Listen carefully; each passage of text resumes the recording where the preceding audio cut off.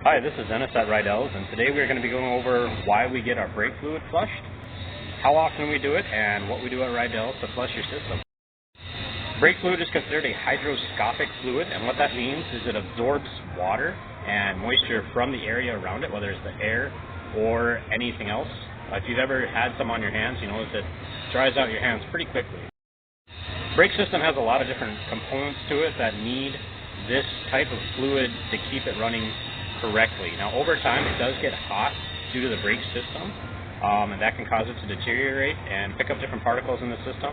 So we just want to flush it out every 3 years or 45,000 miles to make sure your brake system is running in the best way that it can. At Rydell's, we use a BG brake fluid, and it's actually a .4, which is higher than most of the recommended fluids.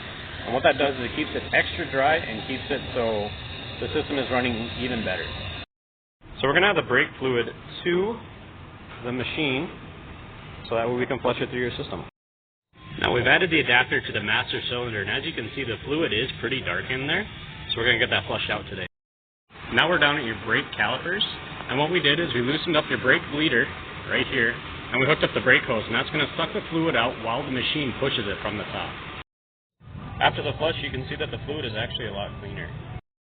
And that's how we do a brake flush at Rydell.